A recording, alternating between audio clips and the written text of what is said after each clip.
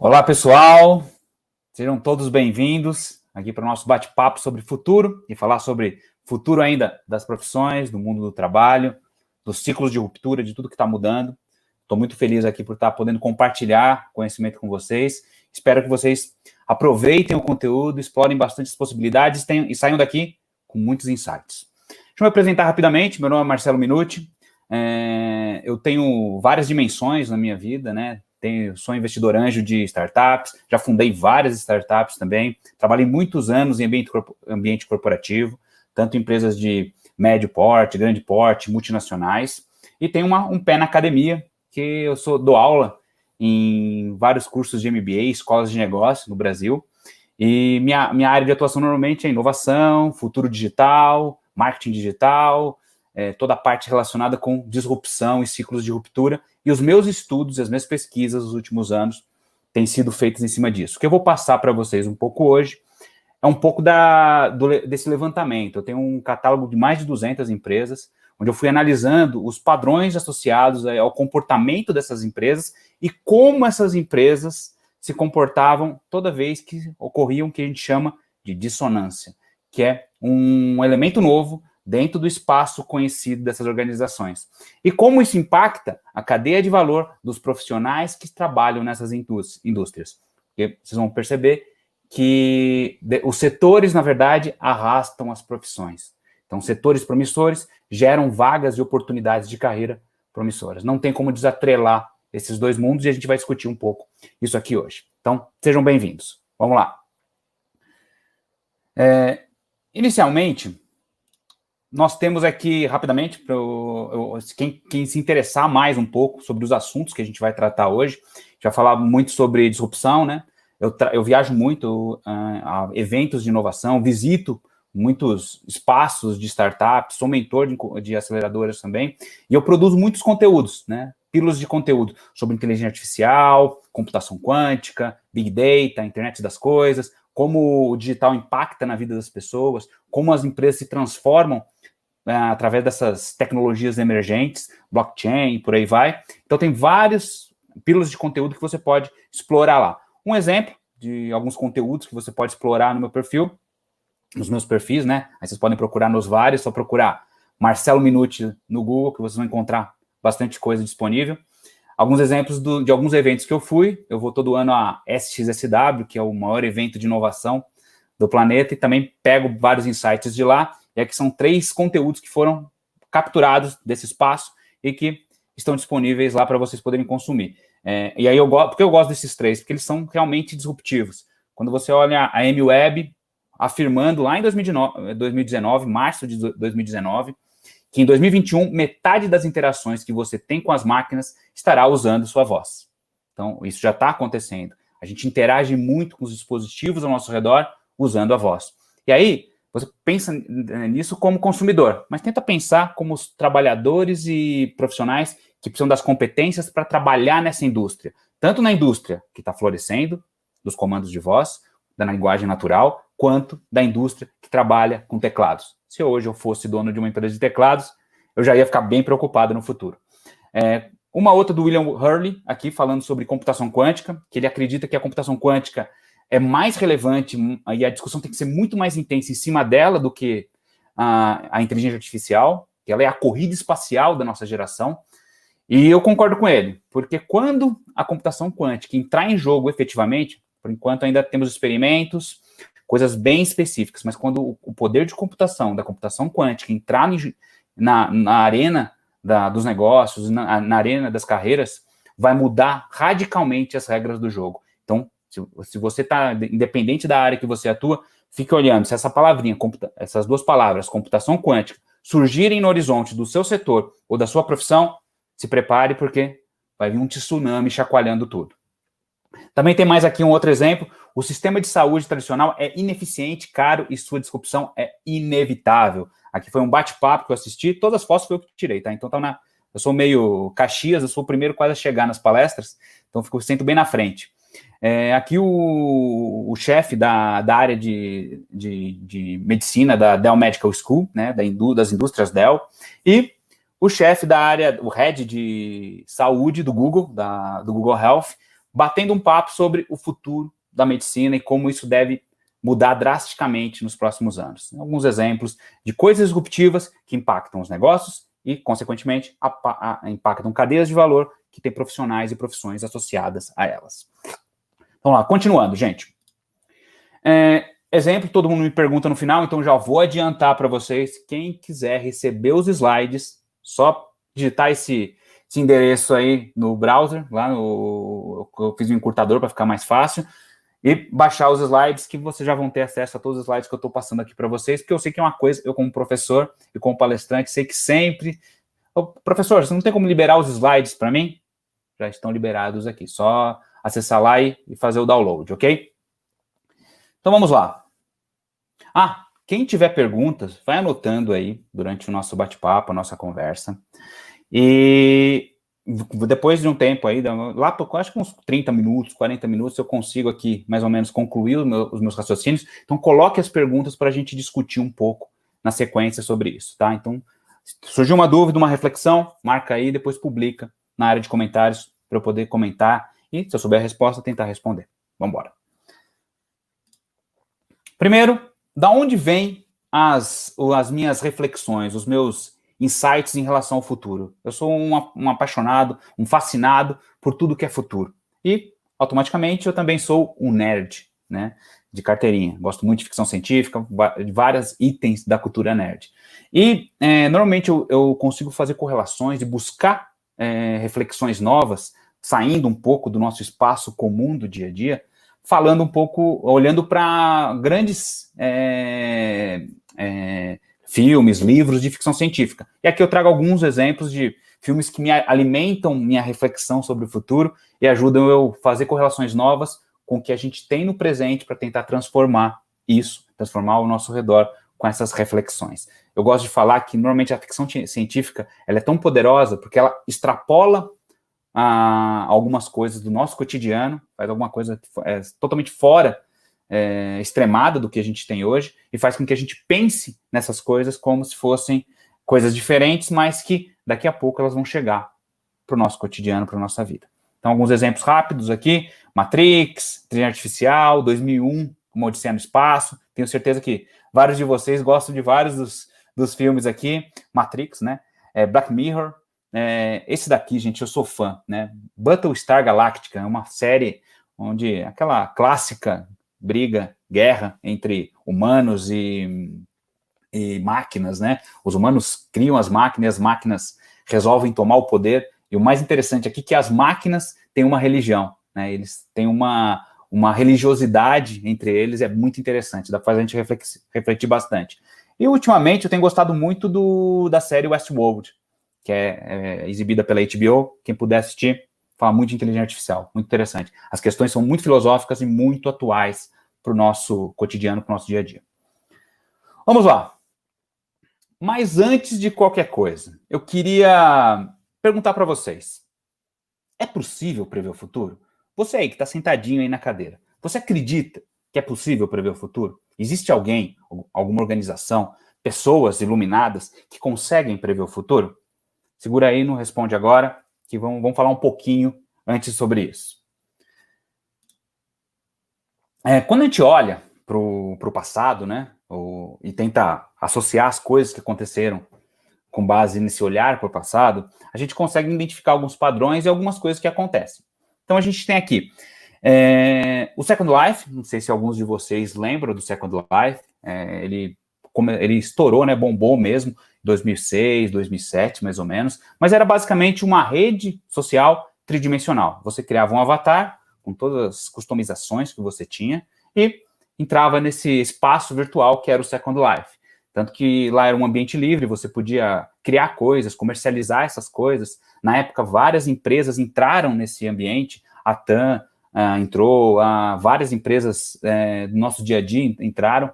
E, além disso, teve na época um carnaval dentro do Second Life. Eu sei porque eu fui um dos organizadores teve o bloco lá da Bahia, lá o 222, teve um evento dentro do Second Life.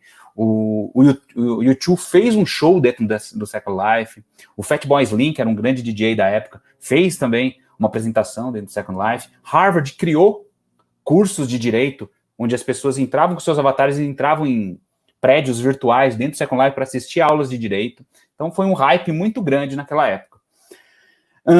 E aí, na época, com o oba-oba, o contágio social em relação ao assunto, o Gartner, que é um grande instituto, uma grande consultoria de pesquisa na área de tecnologia, cravou, lá em 2007, vejam aí. Até o final de 2011, 80% dos usuários ativos de internet terão uma vida virtual no Second Life, ou em interfaces afins.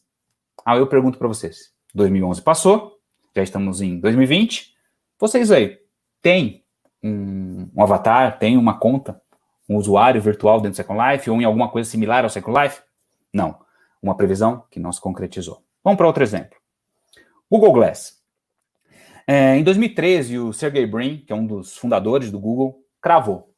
O Google Glass é a nova forma de computação, onde você possui as mãos livres, os olhos e os ouvidos, fará tudo que um smartphone faz. Pergunto novamente para você aí, você tem um Google Glass? Eu não tenho. Né? Outra coisa que foi promulgada com uma mudança drástica na forma que a gente interage com dispositivos eletrônicos, dispositivos conectados à internet, e que não se concretizou. Vindo de duas grandes duas entidades, né? Uma que é o Sergey Brin, o Google por trás, né? Toda uma rede de pesquisadores em cima disso, eles lançaram o produto, e o Gartner, uma rede também grande de pesquisadores e pensadores sobre tecnologia, os dois erraram. Então, podemos então, olhando para isso, especialistas pensando, pessoas que dedicam a vida inteira em tentar prever o futuro, de forma constante a gente percebe que essas pessoas ou empresas também erram. Então, o futuro possível a gente pode entender que ele é muito diferente, mas muito diferente do futuro real. E esse futuro real, se ele fosse tão fácil alcançar com as previsões, era basicamente um jogo de cartas marcadas. Mas a gente percebe que existem um mar de variáveis e coisas em volta das pessoas, da sociedade, dos negócios, que definem efetivamente como as coisas vão ser, e não um conjunto de variáveis que você limitou, olhou, analisou e concluiu que seria daquele jeito. Vamos analisar esse ponto, então. Ciclos de ruptura. Né? Quando a gente coloca essa questão do futuro possível é diferente do futuro real, e a gente vê que grandes especialistas, grandes pensadores cravam previsões equivocadas ou erradas, ou a coisa acontece de uma forma diferente, a gente percebe que a forma que as mudanças ocorrem, elas têm mais ou menos um padrão. Como eu disse lá no começo, eu sou um pesquisador da área, então eu já analisei mais de 200 empresas em cima disso, para identificar padrões e como esses padrões afetam as profissões, as habilidades, as competências das pessoas que trabalham nessas indústrias. Então eu criei um conceito chamado ciclos de ruptura. E eu consegui mapear alguns estágios por onde passa uma determinada mudança drástica num negócio, num setor, no mercado, numa profissão, numa carreira, e como isso acontece hoje em dia, cada vez mais rápido e com mais frequência. Vamos olhar, o primeiro estágio que eu consegui identificar foi o estágio de dissonância, aquele momento que surge algo muito diferente, algo que é diferente do modelo atual estabelecido. Ele é quando você, por exemplo, pega a fotografia analógica e chega à fotografia digital. Existe uma dissonância, um desconforto. O que está sendo oferecido, o que está chegando é muito diferente do que já existe. Depois do estágio de dissonância, surge a indefinição, que é aquele primeiro momento, né, onde existem mais incertezas do que vai acontecer com aquele novo proposto do que certezas. Eu chamo isso de barreiras de incerteza. Depois das barreiras de incerteza, se aquele negócio, aquela ideia, aquela tecnologia, aquela competência, ela amadurece, ela vai eliminando essas incertezas que estavam no caminho. E depois desse amadurecimento, ocorre um momento de encaixe, onde o mercado que recebe aquele produto ou serviço, ou que demanda aquilo do novo, aceita como sendo algo viável para substituir o modelo antigo. E a produção, as empresas que produzem aquilo, as pessoas que oferecem as habilidades que conseguem resolver aquele problema, também são abundantes. Então você tem mercado para consumir o novo e condições de produzir o novo para oferecer para esse mercado. Depois do encaixe, ocorre um fenômeno interessante, que é o crescimento da indústria nova, do setor novo, e a desmonetização do setor antigo. E o que é desmonetização? É quando uma determinada produto ou serviço ou competência, pensa que você tem uma habilidade que é muito desejada pelo mercado em determinado momento, essa habilidade ou esse produto ou serviço começa a ser desmonetizado. E o que é desmonetização? Querem pagar menos pelo que você está oferecendo. Enquanto que a nova oferta crescendo, o que é do mercado que já existia começa a ser desmonetizado, perder a capacidade de se cobrar por aquilo. No estágio final do ciclo de ruptura, ocorre a estabilização do que foi novo, do proposto, que surgiu lá na dissonância, e a desmaterialização, o desaparecimento do novo. Então, quando a gente olha, como o exemplo que eu dei da fotografia analógica e a fotografia digital, a analógica praticamente desapareceu, virou coisas de nicho bem específicos, e a digital ocupou todos os espaços. E só está esperando para uma nova confrontação de dissonância surgir, para o ciclo girar novamente. E esses ciclos, eles surgem cada vez mais constantemente, gerando uma ressignificação do que as pessoas entendem como valor. Eu fico lembrando na minha época de garoto, quando eu jogava Atari, Master System, né, videogames, e aqueles gráficos toscos, muito simples, e para mim aquilo era fantástico. Eu acreditava que o futuro tinha chegado, lá na década de 80, de 90. Mas hoje, quando a gente olha para trás, aquilo era muito tosco. As tecnologias de hoje são muito melhores. O ciclo de ruptura nesse caminho rodou e ressignificou o valor várias vezes. É isso, gente. É importante entender essa questão dos ciclos de ruptura. Por quê? Se você entende os ciclos de ruptura, você consegue captar algumas... o que aconteceu no passado, né, que passaram pelo ciclo de ruptura. O primeiro, que é um exemplo que eu já dei, a fotografia analógica deu espaço para a fotografia digital. O quarto em hotel deu espaço para o quarto alugado na casa de terceiros, com Airbnb e serviços similares. A ligação longa distância, DDD, DDI, quem é mais velho sabe o que eu estou falando, deu lugar para ligação pela internet, por aplicativos de mensagem, aplicativos de voz, surgiu tudo lá no comecinho com o conceito do Skype, lá no início dos anos 2000. O táxi foi disruptado, foi mudado pelos aplicativos de transporte. O aluguel de DVD deu espaço para o streaming de vídeo, né? Então a Blockbuster deu espaço para Netflix, para Amazon Prime, para vários outros serviços de streaming, Hulu. O backup em disco, né? Você tirava um backup, né? Quem é de tecnologia sabe, lá atrás você tinha que ter várias mídias para tirar os vários backups, deu lugar para o backup na nuvem. Então tudo isso são ciclos de ruptura que ocorreram. Eu dei alguns exemplos só aqui. A gente sabe que tem muitos outros acontecendo ao nosso redor e se cruzando, inclusive, né? Um influenciando o outro. Então os ciclos de ruptura, eles fazem parte da nossa vida. Qual que é a diferença? E eles sempre existiram. Né, as rupturas tecnológicas, as disrupturas associadas a modelos de negócio, sempre existiram. Só que a gente percebe agora que esses ciclos estão rodando cada vez mais rápido. E esse mais rápido faz com que a gente muitas vezes não tenha tempo de se preparar para o próximo ciclo. Como consumidor, é show de bola, novos produtos, novas soluções. Como trabalhador da indústria que está sendo disruptada dentro do ciclo de ruptura, você precisa se preocupar, porque você normalmente precisa trocar habilidades e competências que vão se tornar obsoletas por novas habilidades e competências. Vamos lá, pensando um pouco sobre tudo isso. Olhando para o ciclo de ruptura, quando a gente acha que tem todas as respostas, né, a gente conhece muito bem algo, a gente fica muito bom em algo, uma empresa domina profundamente ou vira referência em um mercado, uma indústria ela domina uma habilidade de produtos para oferecer para os seus públicos. Quando ele acha que conhece tudo sobre aquilo, o ciclo de ruptura vai girar e vai redefinir as perguntas. E quando ela redefine as perguntas, todas as respostas que você tem no seu arsenal de respostas, no seu portfólio de respostas, são desmaterializadas. E ao acontecer isso, você precisa encontrar novas respostas para as novas perguntas que surgiram. Exemplo, vamos olhar para a exploração espacial.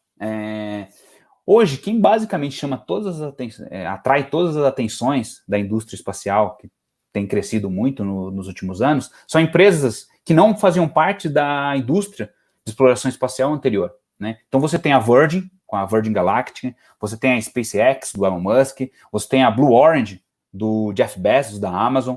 São empresas novas que estão explorando espaço com foguetes, tecnologias novas e ocupando espaço e rompendo, fazendo o ciclo de ruptura girar de empresas estabelecidas que prestavam, por exemplo, serviço para a Rússia, para o governo da Rússia, para a NASA, governo americano, e hoje essas empresas privadas estão ocupando esse espaço. Agora imagine se você é um engenheiro que trabalhava lá numa dessas empresas que prestava serviço para a NASA, ou trabalhava na própria NASA.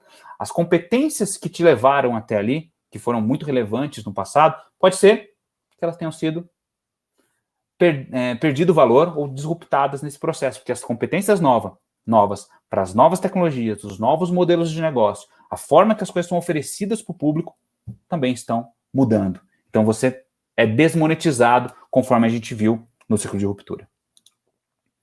Outro exemplo são a indústria de fotos, que eu falei para vocês, e aqui eu gostaria de dar um exemplo, lembrar vocês que a gente teve uma ruptura muito rápida, né? Em poucos anos, a gente saiu de uma indústria totalmente baseada em fotografia analógica para uma indústria totalmente baseada em fotografia digital.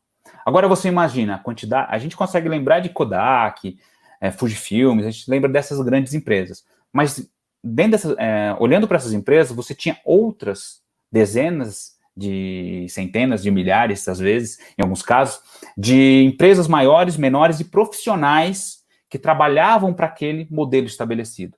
Quando essa indústria foi disruptada, em 5 anos, ela perdeu relevância rapidamente, todas as competências dos profissionais que trabalhavam naquelas indústrias foram embora junto. E aí eu trago para a nossa conversa aqui uma frase do nosso mestre Spock, do Star Trek. Mudança é o processo essencial de toda existência. Toda vez que você se sente confortável com algo, com uma habilidade que você tem, com uma capacidade de fazer algo, você é uma empresa e tem confiança já no seu mercado, no seu consumidor, a mudança está ali, à espreita, para mudar as regras do jogo. Mudar as perguntas para você tem que definir e encontrar novas respostas. E, como eu já estava dizendo, rupturas setoriais geram rupturas profissionais. Você precisa olhar para os mercados, para os setores, não só como consumidor. Então, toda vez que você olha, por exemplo, para os sistemas de e-commerce, por exemplo, né, e você consome produtos com facilidade, agilidade, no conforto da sua casa. Não esqueça que tem toda uma indústria por trás que está florescendo, que é a indústria que alimenta esse modelo de negócio do comércio eletrônico. Só que tem toda uma indústria que está sendo desmaterializada, desmonetizada nesse processo. Agora você pensa que dentro desses setores que estão sendo desmonetizados, existem centenas de milhares de profissionais que têm competências adequadas a esse setor, ou esse mercado, que está sendo desmonetizado junto. E onde está a grande a grande mudança, né? O que realmente mudou drasticamente nos últimos anos para aumentar a velocidade desses processos de ciclos de ruptura? A automação tecnológica. A automação tecnológica, como eu estava dizendo, sempre ocorreu, só que agora ela acontece mais rápido. E eu trago para cá uma frase do criador da Siri, o Doug Kitlos, que, para quem não sabe, a Siri era um produto de uma startup que foi comprada pela Apple e incorporada como assistente pessoal nos smartphones da Apple, no iPhone. E ele diz o seguinte: tudo que for repetitivo está destinado a ser substituído pela tecnologia. É repetitivo? Vai ser automatizado. Automação vem de repetição mais escala. Se for encontrada uma forma onde você consegue repetir algo várias vezes e gerar escala naquilo, e isso vale para qualquer habilidade profissional no horizonte, então, se você é um engenheiro de linha de produção, se você é um programador que sempre usa os mesmos comandos, as mesmas técnicas de programação, constantemente em todos os sistemas que você desenvolve, e alguém encontrar lá repetição e escala, pode ser que lá na frente você tenha a sua atividade obsoletada, disruptada, porque ela foi automatizada. Exemplos de onde está acontecendo isso. Opa. A Amazon com as lojas inteligentes, Amazon Go, né? Inclusive a Amazon comprou uma rede há uns 2 anos atrás, uma rede de supermercados, de lojas físicas, e está implementando essas tecnologias de automação onde as lojas não precisam de caixa para as pessoas comprarem. Você pega o produto, coloca na bolsa, sai da loja, e a loja entende que você saiu e que produto você pegou e debita do seu cartão de crédito. E agora a Amazon, durante a pandemia, começou a ofertar essa solução para várias redes de supermercado, de lojas de departamento, tudo que tem conceito de onde tem caixa, né? Caixa onde você passa para pagar, né? Caixa de pagamento. O que deve acontecer? Toda essa indústria relacionada com pagamento via caixa físico deve ser redefinida, disruptada.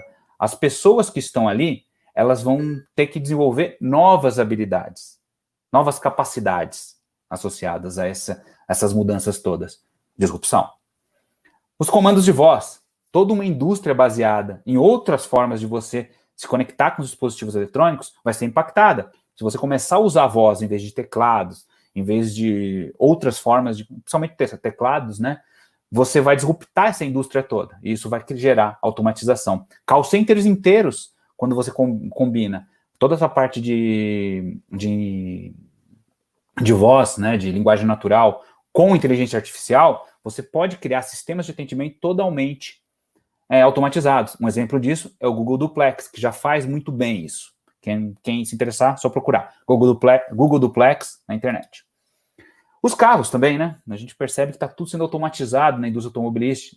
E hoje a empresa, a montadora mais valiosa do mundo é a Tesla, que era uma empresa que não era uma competidora do mercado tradicional de automóveis.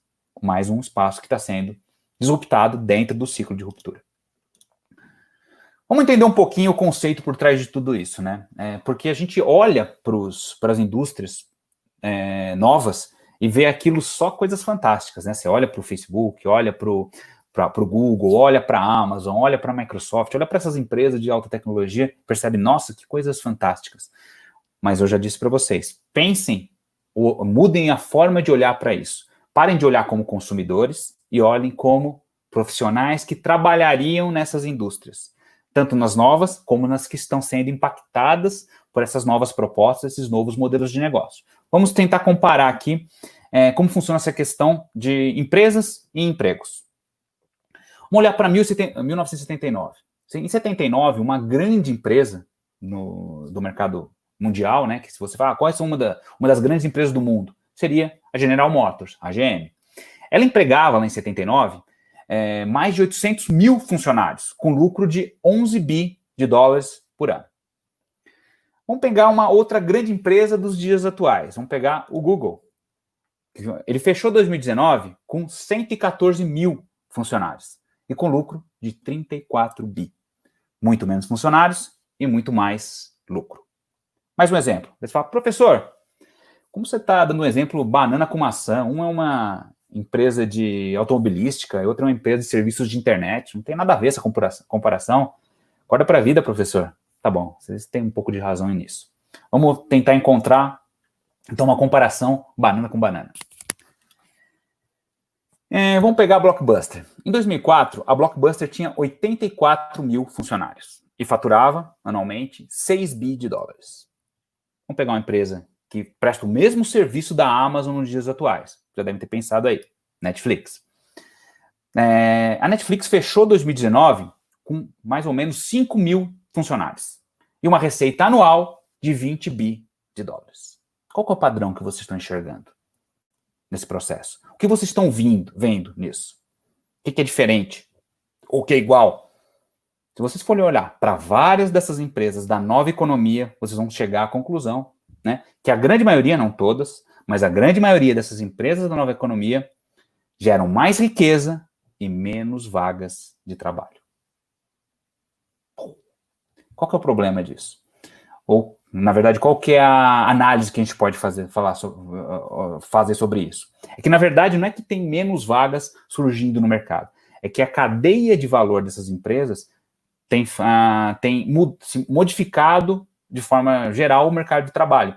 E essas vagas, elas não estão surgindo dentro dessas grandes empresas, elas estão surgindo em empresas menores, às vezes, que orbitam essas grandes empresas. Mas toda vez que você olhar para uma grande empresa de tecnologia, não aposte nela a criação ou geração de muitos empregos. Só lembrar de quando o Instagram foi comprado mais ou menos por $1 bilhão, ele tinha na época só 15 funcionários.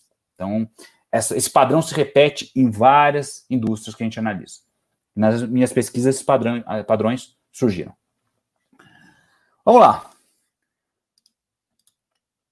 Então, dentro desse cenário, a gente começa a ver o noticiário, começa a ver as manchetes dos sites de notícia e que são colocadas aí para a gente. E o que surge? Eu vou ler algumas para vocês que eu pesquei aí da internet. Inteligência artificial vai roubar empregos e transformar muita gente em inútil. Essa frase é do Harari, o que escreveu Sapiens e Homo Deus. Fábricas de robô ameaçam milhões de trabalhadores da indústria têxtil, lá no sudoeste asiático. As empresas, as fábricas que antes migravam para países em desenvolvimento ou subdesenvolvidos, atrás de mão de obra barata, estão voltando para os seus países de origem, voltando para a Alemanha. Essa reportagem é especificamente sobre a Adidas, voltando para a Alemanha, voltando para os Estados Unidos. Por quê? Eles estão conseguindo automatizar uma grande parte do seu trabalho. E ao automatizar, eles conseguem baratear mais a produção dos itens deles, trazendo a fábrica de volta para o país de origem e não precisando tanto da mão de obra barata desses países que ofereciam esse tipo de vantagem para essas empresas. Então, esse é um outro sintoma que está causado pela automação tecnológica. O apocalipse robô contra os empregos. Vamos ver se tem mais aqui. Automação vai mudar a carreira de 16 milhões de brasileiros até 2030. Robôs ameaçam 54% dos empregos formais no Brasil. E aí, gente, deu ruim? O que aconteceu? Estamos estudando, nos preparando para esse novo mercado, mas quando esse novo mercado digital, tecnológico chegar, não vai ter emprego para todo mundo? Essa é a nossa visão pessimista, nossa visão com flag ligado, pânico. Essa é uma visão que alguns especialistas no mundo têm. Mas, vamos olhar o outro lado. Tem muita coisa interessante surgindo no meio das novas tecnologias. Inteligência artificial, impressão 3D, IoT, Internet das Coisas, robótica, sistemas cyberfísicos que se usam muito em fábricas, indústria 4.0, realidade aumentada, realidade virtual, blockchain, para sistemas de contratos virtuais, biologia sintética para produção de vários itens do nosso corpo que são sintéticos, são feitos em laboratório. Tudo isso está pipocando, surgindo no mundo e cada vez crescendo mais. E toda vez que muitas tecnologias novas surgem novas necessidades, novas demandas da sociedade. E tudo fica mais rápido, mais barato e mais customizado. E nesse espaço se gera oportunidades. Por isso que eu estava dizendo para vocês, não é porque essas novas empresas da nova economia geram menos vagas que existem realmente menos vagas disponíveis. É que o modelo de trabalho, que a gente está chamando de pós-trabalho, está mudando nesse processo. Mas se a vaga especificamente, ela vai, daí a gente pode discutir, entrar numa seara sociológica, antropológica, psicológica, sobre se isso é bom, ruim ou mais ou menos para as pessoas, mas do que a gente tem percebido, e aí eu especificamente eu olho para isso de uma forma mais otimista, as vagas estarão lá. Onde eu sou mais pessimista? A gente preparar as pessoas para migrar para essas novas vagas. Porque como mostrei para vocês, os ciclos de ruptura estão rodando cada vez mais rápido. E como eles estão rodando cada vez mais rápido, lembre-se do gráfico lá das fotos digitais da Kodak, a gente tem muito pouco tempo para migrar de uma profissão que a gente tinha para uma nova, ou desenvolver as habilidades que o novo mercado está exigindo rapidamente. Então, o nosso grande desafio nos próximos anos não é ter vaga de emprego, é basicamente conseguir migrar trabalhadores que estão sendo disruptados para um novo mercado. Aí você fala, professor, eu sou jovem, eu estou aqui no mercado tranquilamente, já nasci digital, estou na crista da onda. mas se você olhar para daqui 5 anos, você vai ser a pessoa que está 5 anos na sua frente, né? Porque os jovens de hoje vão ser disruptados e é só questão de tempo. Você vai entrar nesse ciclo que os mais velhos estão entrando, que é se preparar constantemente e adaptar suas habilidades e competências para mercados que se modificam constantemente. Então, a gente tem um lado positivo olhando para isso, que traz otimismo, que é que as vagas vão estar lá. O nosso desafio é só preparar as pessoas para conseguirem chegar até essas vagas. E aí eu discuto muito, às vezes, com alguns pensadores, alguns pesquisadores, e com alunos mesmo, meus, que essa questão de você se conectar às novas habilidades, né, ela faz com que a gente não desenvolva só habilidades que são habilidades técnicas, ela faz com que a gente desenvolva habilidades que são o que a gente chama de soft skills, que ajudam a gente a se conectar mais rapidamente com as novas habilidades hard skills, que são as habilidades técnicas mais profundas. Como a gente resolve tudo isso? Como a gente sai desse embrolho, né? Tem um caminho aqui para fazer isso. A gente chama de tensões essenciais. O que eu percebi, né, nas minhas análises, nos meus estudos? Que uma boa parte do sucesso de profissionais a se conseguir se adaptar e se recolocar no mercado de trabalho, ou explorar as oportunidades que esse mercado de trabalho digital está oferecendo, que a gente viu que tem, eles têm que equilibrar algumas tensões essenciais. Quais são elas? Primeiro, empatia com tecnologia. Empatia tem a ver com entender muito bem as pessoas. E empatia, eu gosto de definir que é a capacidade de você olhar um problema pelos olhos de quem sofre o impacto desse problema. E ao conseguir fazer isso, é claro que você vai ter mais capacidade de desenvolver soluções melhores para esses públicos. E aonde você vai buscar ferramental para resolver esses problemas, com isso que você conseguiu enxergar melhor do que quem tem menos empatia na tecnologia. Então, a combinação entre empatia e tecnologia, se você conseguir equilibrar essa tensão, te dá uma vantagem competitiva no mercado de trabalho. Inovação mais desempenho. Muita gente pensando no futuro e muita gente pensando no presente. Só que o que paga as contas das empresas e das pessoas hoje é o desempenho. É você conseguir ganhar seu salário todo mês, no caso da empresa, bater suas metas todo mês. Nenhuma empresa vive de inovação. Inclusive, toda empresa quer inovar para transformar aquela inovação em uma máquina de desempenho. Porque o que dá dinheiro para uma pessoa, ou para um profissional, ou para uma empresa, não é a inovação. É o desempenho que essa inovação vai alcançar lá na frente. Num primeiro momento, inovação é só gasto. Então, se você conseguir equilibrar esse olhar para o passado, para o presente, do desempenho, com esse olhar para o futuro, da inovação, que é o que vai o desempenho ele te mantém relevante para hoje, para você pagar as contas hoje. A inovação te mantém relevante para o futuro, para quando o ciclo de ruptura girar, as habilidades que você adquiriu, as capacidades que você desenvolveu, vão te ajudar a surfar essa nova onda. Abundância mais escassez. Se fala muito da questão da abundância, e aí até de maneira irresponsável, mas abundância só é bom para consumidor. Se você é um profissional que precisa oferecer suas habilidades para o mercado, ou se você é uma empresa que precisa oferecer seus produtos e serviços para o mercado, o que gera valor não é abundância, o que gera valor é escassez. Só que escassez demais acaba prejudicando as empresas, porque você acaba colocando na mão de alguns todo o poder, né, oligopólios e monopólios, e prejudica também profissionais, você coloca também na mão de alguns as habilidades e as competências específicas. E abundância demais faz com que você deteriore todo o valor existente. Coisas que são muito abundantes, fotografia digital, por exemplo, perdem valor. E hoje você não consegue mais cobrar por isso. Então você tem que encontrar outras formas de escassez para conseguir ganhar relevância no mercado. É o conceito básico da estratégia do Oceano Azul. Você busca espaços de mercado novos, coisas que ninguém está fazendo ou que ninguém pensou, para gerar escassez, porque só você ou poucos estão fazendo aquilo, e oferecer seus serviços para o mercado de forma mais tranquila e mais fácil, com menos competição. E por último, atitude com experiência.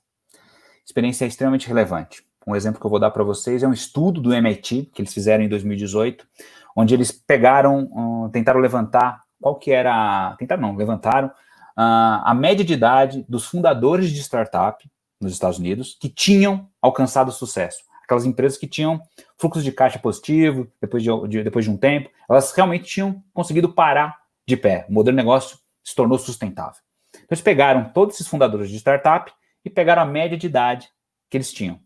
Se eu perguntar para vocês, qual que é a média de idade que vem na cabeça de vocês quando você pensa em um fundador de startup? Coloca aí no chat, vamos ver. Vocês pensam? Qual que é o arquétipo que vem para a gente?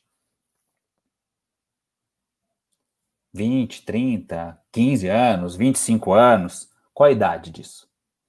Se eu falar para vocês, vocês vão levar um susto aí. Depois eu até posso, quem tiver interesse pode me procurar, eu passo o artigo. O nome do artigo se chama, que é do MIT, esse artigo, o mito do fundador. Na verdade, a média de idade que foi alcançada, que eles encontraram, foi de 42 anos. O Lucas falando aqui, legal. 25, tô vendo aí. 42 anos. Bem diferente do que está na nossa cabeça. O Eberson falando sobre 30. Bem diferente do que está na nossa cabeça. Daí eles pegaram o 1% que teve mais sucesso de todos esses fundadores de startup. A média de idade subiu para 47 anos. E aí você começa a entender a cabeça dos investidores de capital de risco americano do Vale do Silício. Eles procuram times e empreendedores que já falharam várias vezes, que adquiriram experiência. Porque quem adquiriu experiência e falhou algumas vezes, já não comete mais os mesmos erros, encurta o caminho para o sucesso. Então, se você é novo, professor, eu sou novo demais, como que eu vou ter que esperar ter 40 anos para conseguir adquirir essa experiência? Não. Se submeta ao máximo de experimentos e experiências que você pode hoje, para com os erros e acertos dessas experiências, você adquirir essa experiência mais rapidamente do que só deixar a vida te levar. Então você consegue fazer isso, tá?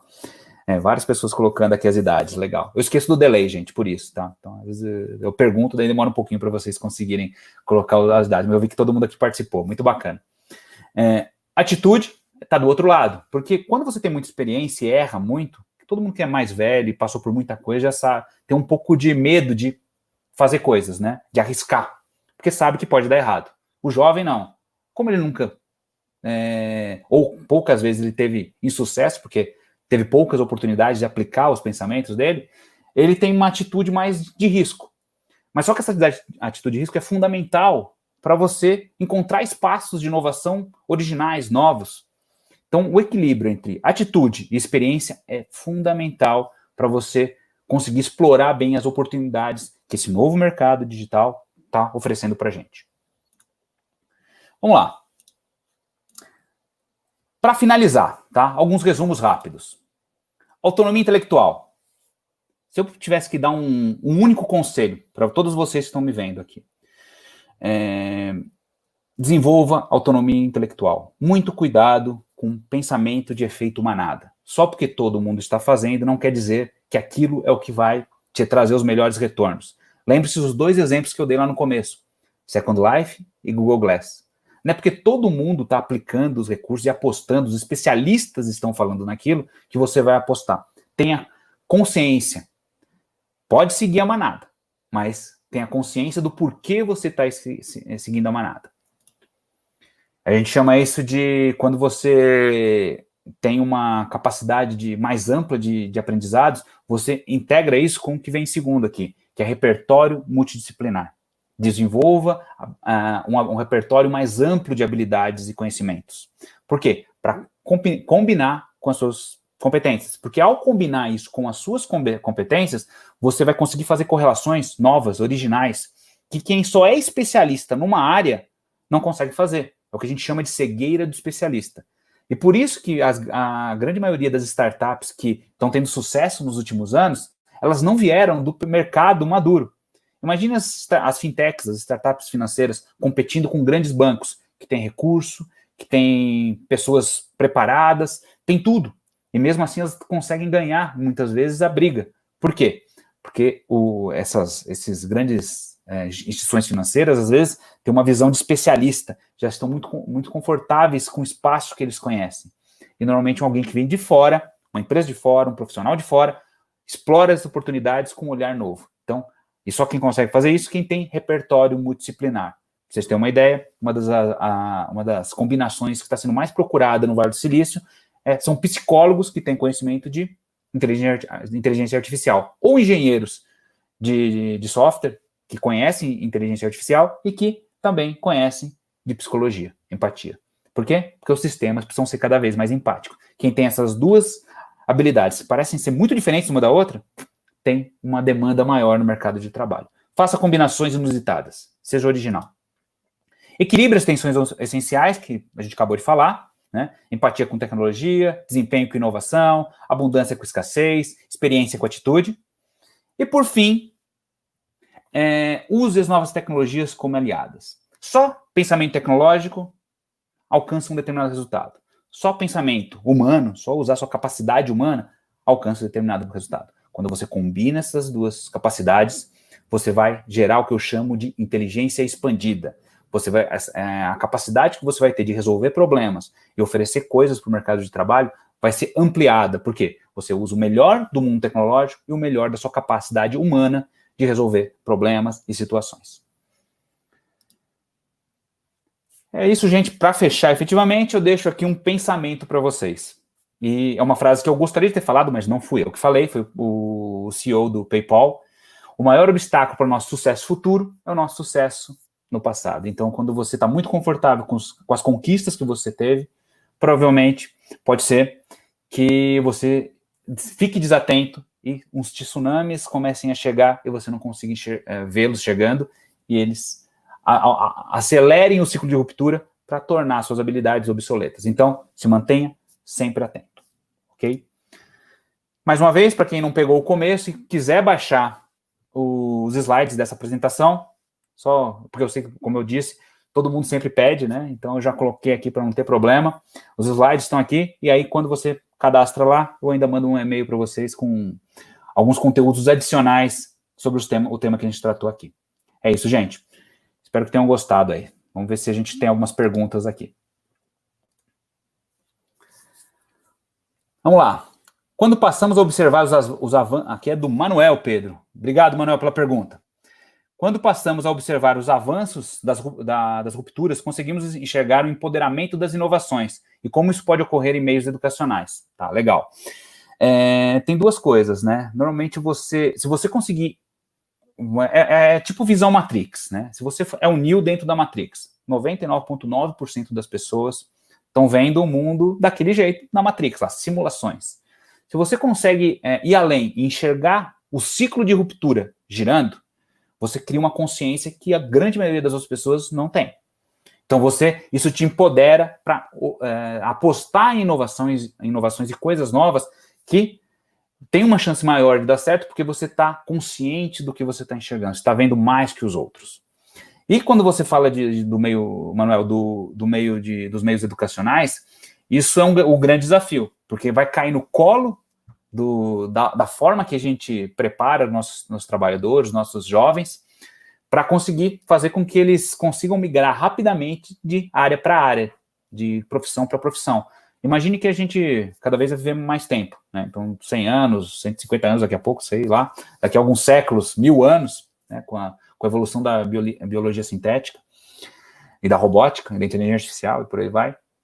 Pense como a gente vai olhar para esse futuro, e lá nesse futuro a gente vai precisar mudar de profissão mais de uma vez. Então pode ser que você tenha que ter 5, 6 profissões no decorrer da sua jornada de vida. E os sistemas educacionais precisam se preparar para conseguir ajudar as pessoas a atravessarem essa ponte. Tem mais alguma pergunta? Aqui. Como as formas... Aí, do Marcelo. Obrigado, Marcelo. Não. Opa, volta do Marcelo. Aí. Marcelo Souza. Grande Marcelo. Valeu, cara. Obrigado pela pergunta. Como as formas tradicionais de formação de conhecimento, como universidades ou as iniciativas pessoais de desenvolvimento, devem se adaptar a esses ciclos de ruptura? Essa é uma pergunta difícil de responder, Marcelo, porque, na verdade, a gente precisa repensar tudo que a gente faz. Tem uma frase do Einstein que é ótima, que ele diz o seguinte, que a gente não deve usar para resolver os problemas a mesma mentalidade que ajudou a criar a solução que gerou o problema. Então a gente tem que reconfigurar toda a nossa forma de olhar para aquela experiência, ou para aquele produto, ou para aquele serviço, ou para aquela habilidade. E pensar que em formas totalmente novas.